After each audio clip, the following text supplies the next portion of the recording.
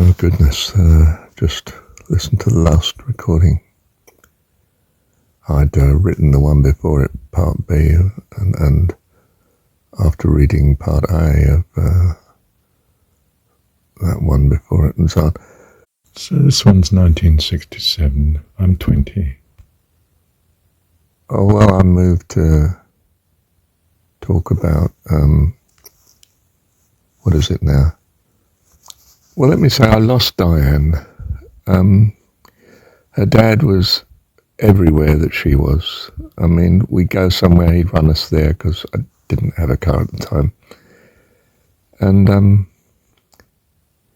he'd pick us up. It became a nightmare. I felt, if you can have this girl, you've got to have Dad. Her dad.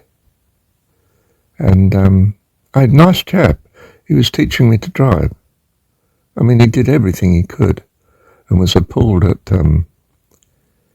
just how close our relationship was, Diane and myself. But let me say in passing, she was absolutely lovely and devoted to me. Do you know, one of the loveliest things that I don't think I'll ever forget sort of thing was she was making a meal for me. I was going to come and visit one evening to her and her parents' place, And the parents were to be out. I think she arranged even that. And she'd prepared a menu for me. It was like a lovely card, but she'd handmade it, beautifully painted. I wonder if I've still got it in my tiny box of treasures, but I don't know. She'd made it, and it was, the contents of the meal to be, and I think now she was one of these people that said, love you always.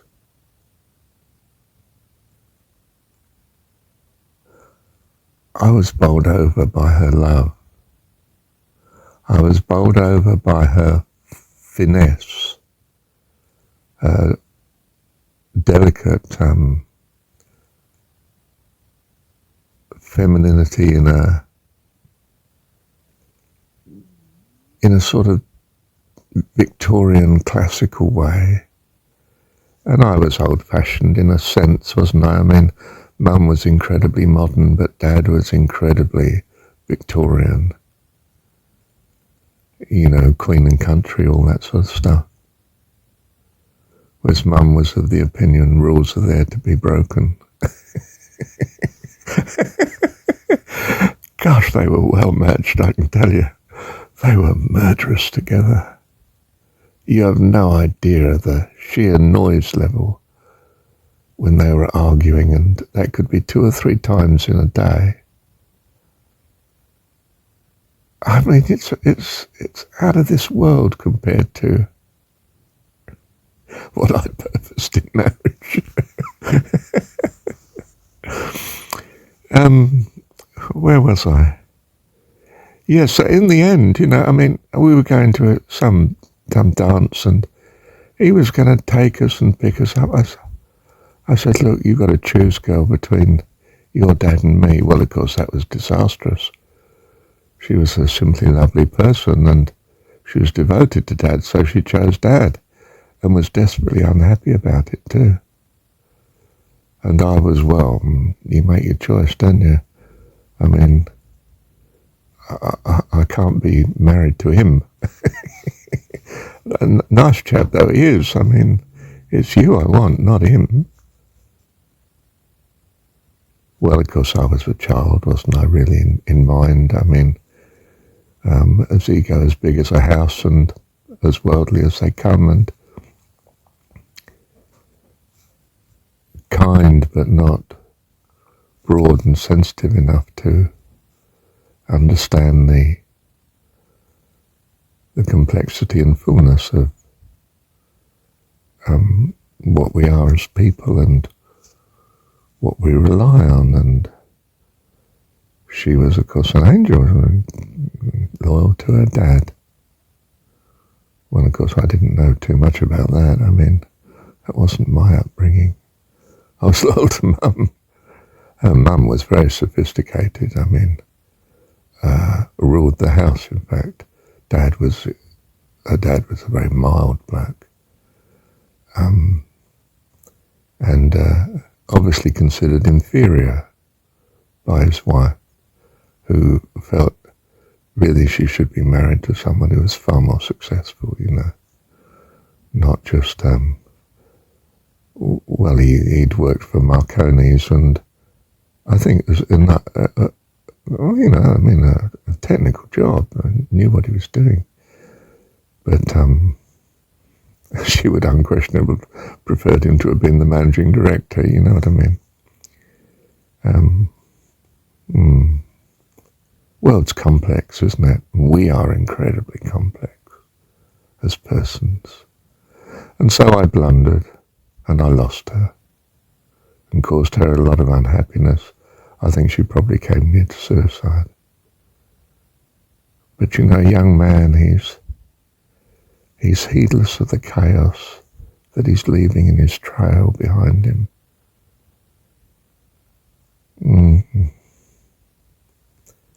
There, but for the grace of God, went I, and did. And God was forever rescuing me. Oh, I knew nothing about him, of course. So what was left then? Well, I belonged to a political organisation, would you believe, Young Conservatives. I was left-wing, but there wasn't an equivalent organised body of such, so I joined the other one, because a young man is socially motivated and he wants to find a partner, doesn't he? That's why people join churches when they're young. It's where the youth is, and that's where you meet, well, your sort of partner, to be. And they do. It's an incredible marriage bureau. They don't stay with the church necessarily, of course. But some do. Yeah. I got sidetracked, haven't I? Sorry.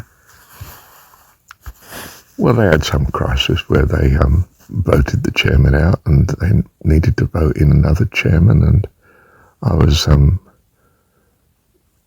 so, I don't know, unknown, I think, really, that I was the best choice, and they made me chairman. You can imagine the dilemma I had when I found I was expected by the parent body, the Adult Conservative Club, to help in the next election. And I thought, but I want Labour to win. Which is the opposition party, the left-wing party. But it was in those days. And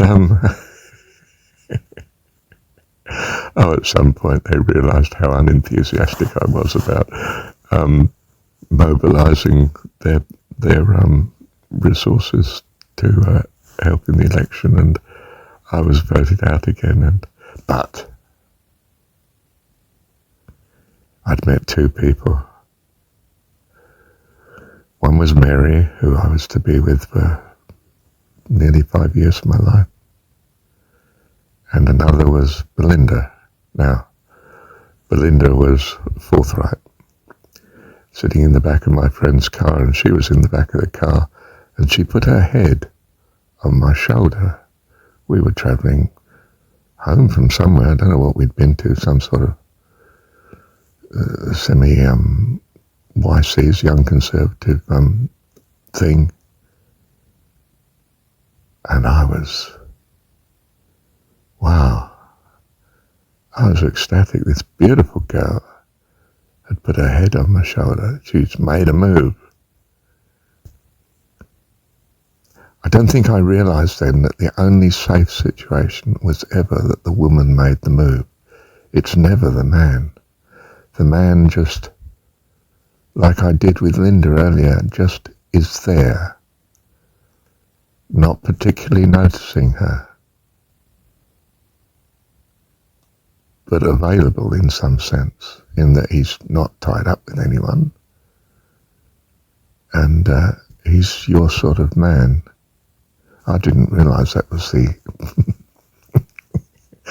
that was the game, but my goodness, I found I was in it. I hadn't put my mind to really noticing her, and she'd noticed me. She was tall. She was probably 6 foot, and I was 6'2", and she was absolutely beautiful. She was another mum again, like Linda. I mean, Dad had got confused at a glance whether it was my mum or whether it was Linda at the door one Christmas. And here I was with another tall lady, beautiful, younger than me, in fact, much younger. She never really let on how young she was. I think she may have been, I don't know, as young as 15. And I would have been, at that time, I'm going to have difficulty getting the right year. Hang on, let me pause. Well, I think I'm at Tech, yes. No, I can't be. No, that's right. I was still working in the city, I think, just finishing that. So it's 1966. Didn't mention that in 66, did I? Yes, that's right. I'm into philosophy, and her dad was an accountant for the tax department. In fact, he ran the huge new tax building I'd watched being built, which was actually built on my grand's property and 2 or 3 other houses in that main street, Victoria Avenue, going into Southend, that becomes the High Street. He was extremely academic past, but I mean, you know, the sort of stuffy, elite, classical Oxford, Cambridge class. Old-style academics. Distant, had no ability to relate. I mean, how he ran a department, it must have been very much old style of autocracy, you know. In fact, on reflection, it shows you just how conservative the government bureaucracy is compared to the political scene that it might be serving at times, like a Labour government. I mean, it would completely zero out any left-wing intentions. And when I came to study politics, I realised this in the theory of things too. You know, who really ruled Britain? Was it the civil service or was it the apparent government? No, it was the civil service. How did the left wing ever overcome this? Well, it took charge of education subtly over decades. It took charge of, even though the media was owned by the capitalist side of things, the right wing, it was so influenced by, well, even foreign media like the films and so on, which, wow, in order to be popular, gave a compassion to the poor, which started to mobilize them and make them recognize their cause. But of course, we were talking about a left wing that increasingly was, as the left wing had been on the continent in 19th century,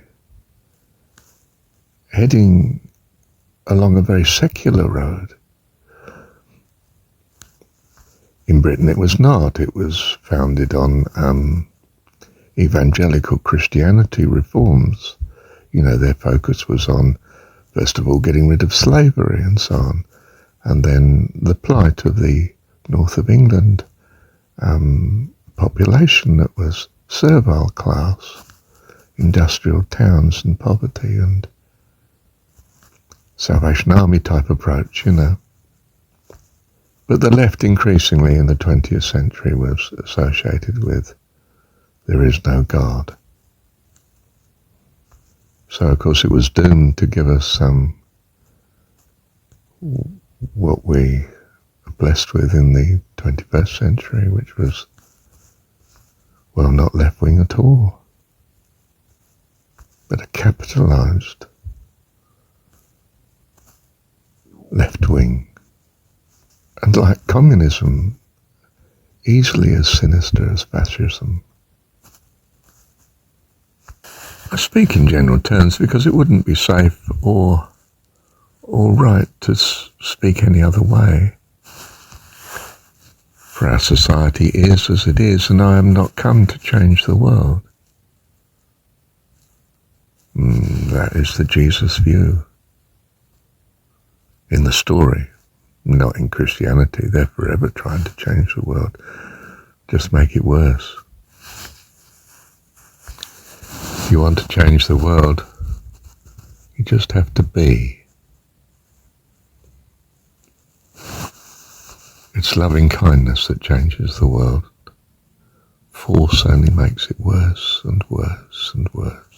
You know what really follows in the wake of a revolution? Mayhem, slaughter, unhappiness on a scale you just never dreamt of before. You know, look at the French Revolution. Look at the communist revolutions. Look at Hitler's revolution, really, in Germany. What did it result in? An annihilated kingdom, a ruin, a starvation in 1945, 6, 7.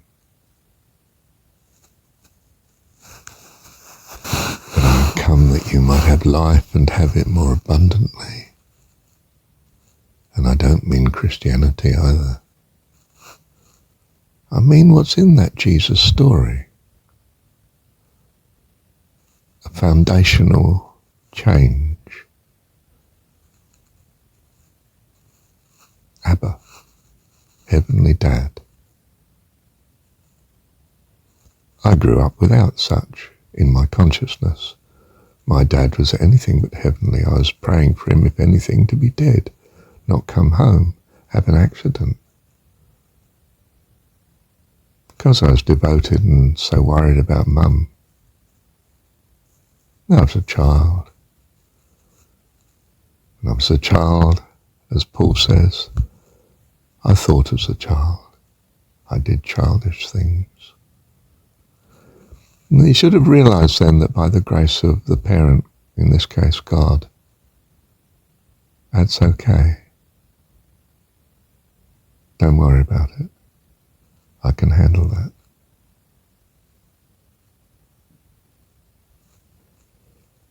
You see, he didn't know the story. Wasn't written then, was it? Jesus' story. How could he know it?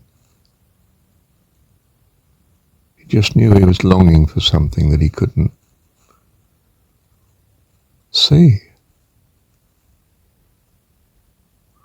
So he did his best. I'm afraid that resulted in the Christian church, but there you go. We all make mistakes. We're kids, you see. I dread to think of the mistake I'm making at the minute. But for the grace of God is my only